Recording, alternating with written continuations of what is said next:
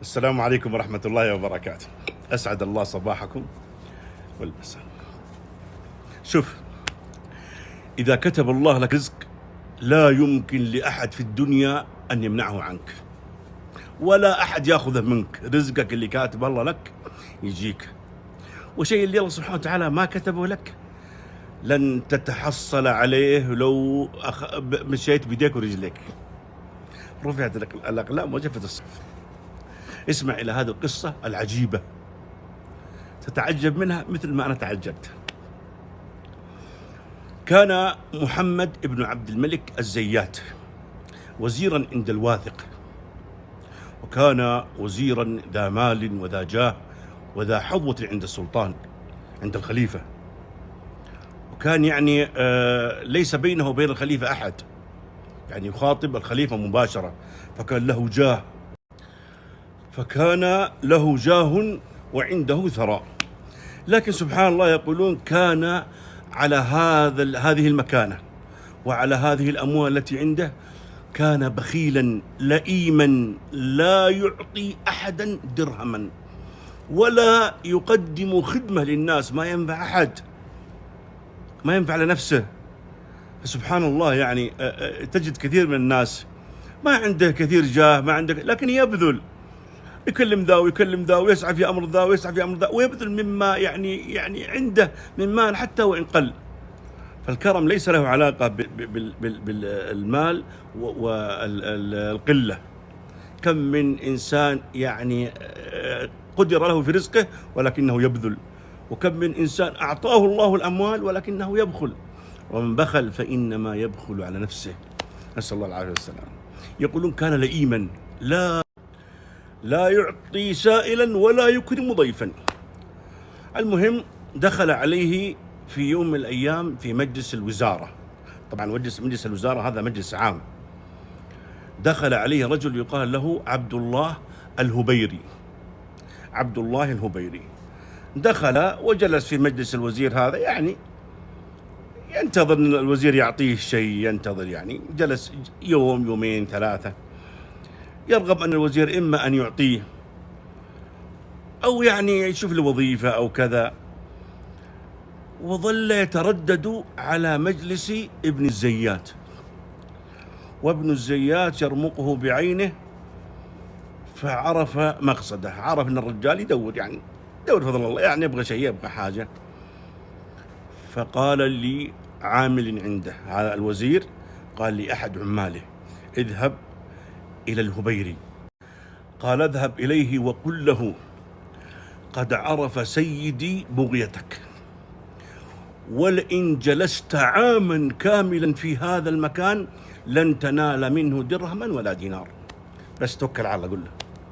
قال: يا سيدي، والله إني أستحي أن أقول لرجل قد أملك مثل ذلك. رجال في وجه حياء، يقول: والله إني أستحي إني أرد رجال يعني جاي يدور يعني ما عندك من فضل بمثل هذا الكلام.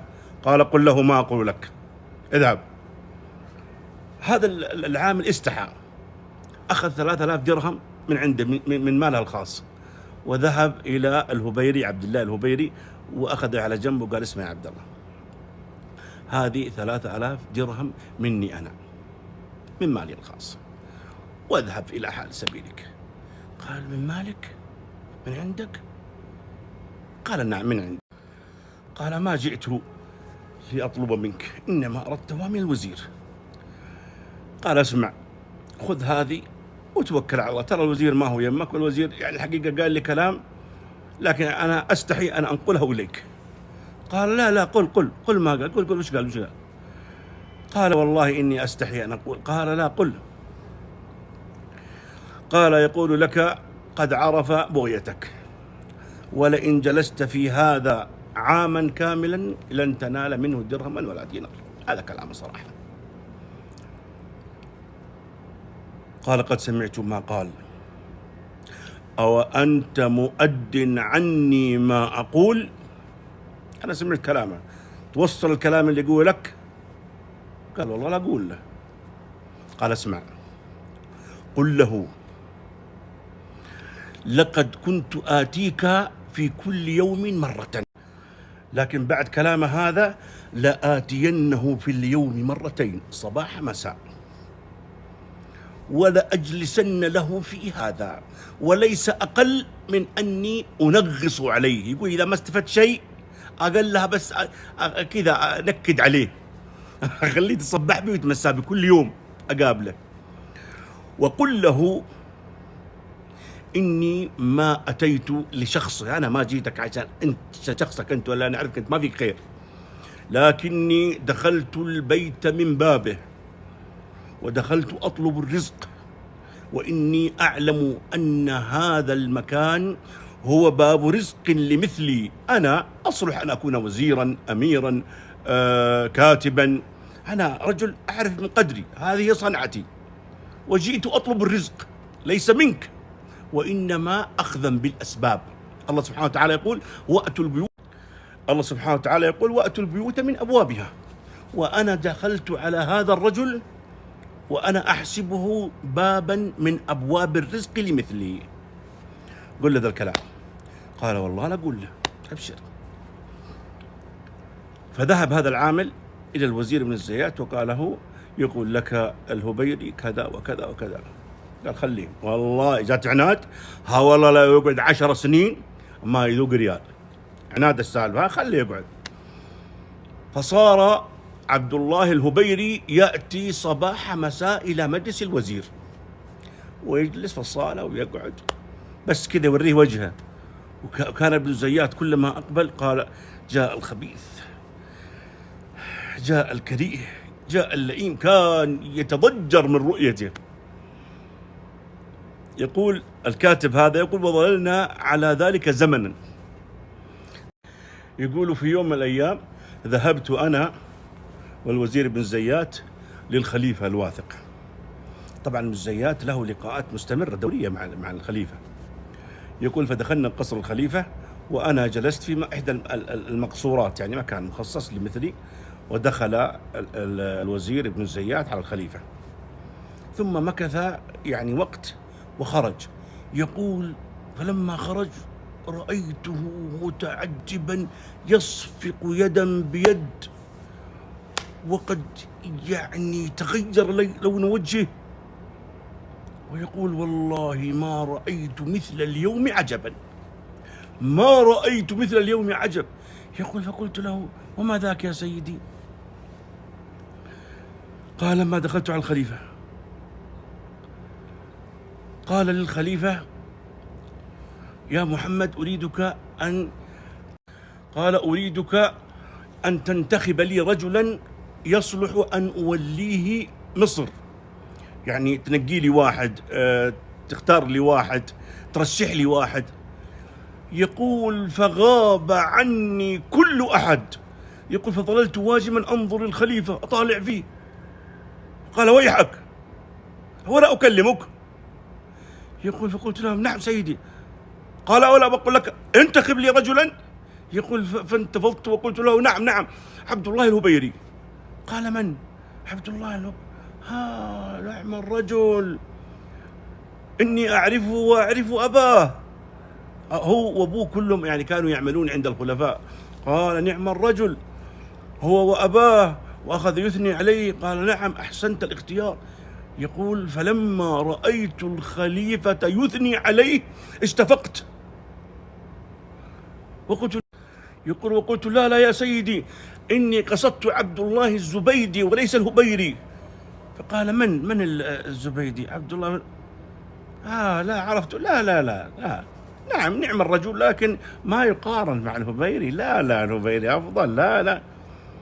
يقول فأخذت أرادد الخليفة وأقول لا ذا ما يصلح، ذا ما أدري شنو. فتفطن له الخليفة مو بسيط. قال ما شأنك؟ ما بينك وبين الرجل في شيء بينك وبينه في علم؟ طبعا ما يستطيع أن يكتب على الخليفة. يقول فقلت والله يا سيدي لم يكن بيني وبينه إلا كذا وكذا وكذا وكذا. يقول أخبرت القصة كاملة. يقول فضحك الخليفة ضحك يقول زاد ذبحني أن ضحك. قال والله لقد رزقه الله رغما عن أنفك. الخليفة يقول انظر انبسط الخليفة وقد يضحك وتعجب من هذا الموقف.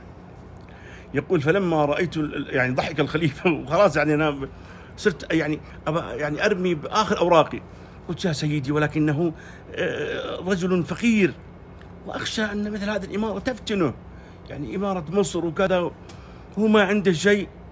يقول فضحك الخليفة قال قد أمرنا له ب100,000 درهم، وأخذ يضحك ويقول قد رزقه الله إمارة وأموالا رغما عن أنفك أيها ابن الزيات. وهو أخذ يضحك الخليفة. يقول ابن الزيات يقص هذا الخبر لعامله العامل اللي عنده، يقول ما رأيت مثل اليوم عجبا. أنا طقت باسمه، يقول لقربه مني كان جاي في وجهي يوم كلمني الخليفة ما استحضرت اسم الجني هذا. يقول ونال الهبيري ما نال من إمارة وأموال وحظوة عند الخليفة رغم كيد الكائدين ورغم حسد الحاسدين. شوف الرزق اللي كاتب الله لك تاخذه، اهدأ وقر بذلك عين، بس خلك مع الله لا تبالي. والله انهم يلفون ويدورون ويكيدون ويطلعون وينزلون، تجي مكايدهم عليهم وينجيك الله وتأخذ ما قسمه الله لك رغم كيد الحاسدين. أسأل الله أن يرزقني وإياكم من حيث لا نعلم ولا نحتسب وفوق ما نرجو ونتأمل، وأسأل الله أن يقيني وإياكم شر الأشرار وكيد الفجار وشر طوارق الليل والنهار. والسلام عليكم ورحمة الله وبركاته.